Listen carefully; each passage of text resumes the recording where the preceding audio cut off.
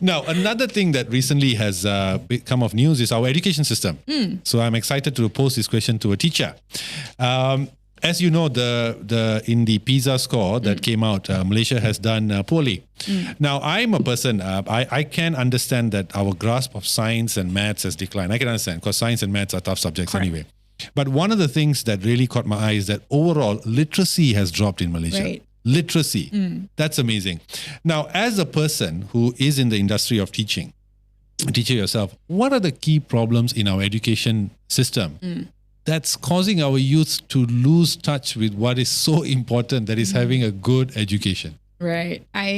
When I saw this question, I was like, okay, interesting. I should maybe ask my non-teaching friends what they feel like about this whole situation, right? Okay. And I had a lot of inputs from friends saying that maybe people don't know digital literacy lah. Maybe we should, introduce sex education in school. Maybe we should introduce teach about politics in school and things like that. But then when I reflect back it to me, right, as easy as literacy, which is reading, understanding, and comprehension is already tough. How are we going to impose digital literacy and yada yada yada onto these students, right? And for me, I think the root cause will be more on resources like how I mentioned earlier. When you see rural areas and urban areas, they have totally different resources.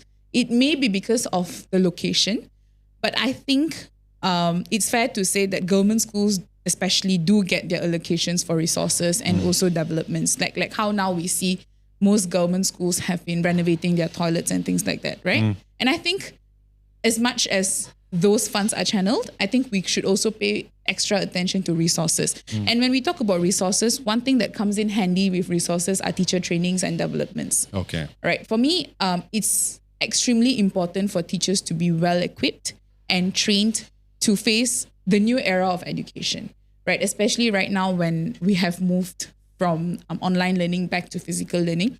There is a lot of gaps in terms of sometimes teachers do miss the people touch, right? And because we have been, even me when I was teaching online during the pandemic, and when I was teaching online during the pandemic, I was teaching special needs kids. So it was even tougher to get them to focus and, to get them to sit in a place and do their thing. So when I went back to physical teaching, it took me a while to adapt back. But again, I think with the help of trainings and also development programs for teachers, it would give them the boost of motivation. I'm not saying that the teachers are not motivated, but I think they need to be appreciated more for the hard work that they put in, and they should be developed more. Yeah, but that brings about another interesting perspective as well. Recently, there was an interview on BFM of our education minister, Fadlina Siddiq, and YB Minister, and she said that although Malaysia is one of the highest investors in education in the region of our total, a nation spend, 80% of that allocation goes to emoluments, right?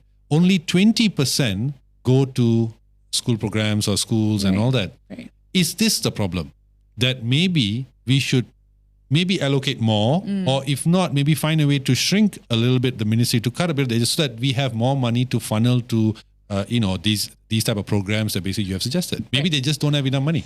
Right. I think one good way to tackle this problem or this issue would be to allocate more, definitely, because around Malaysia, we don't only have a few hundreds of schools. We have a lot, including East Malaysia. Sometimes I think in the whole scenario, right, we sometimes often forget about the East Malaysia schools, or sometimes we just feel like they're okay by themselves, but then we don't often go out and see them. And I think improving the allocations would be a good way. But back to accountability, I think auditing all these allocations and just putting it out there that this has been spent for this would be good, efficient, because sometimes I think through allocations alone, we can't measure how effective certain implementations have been.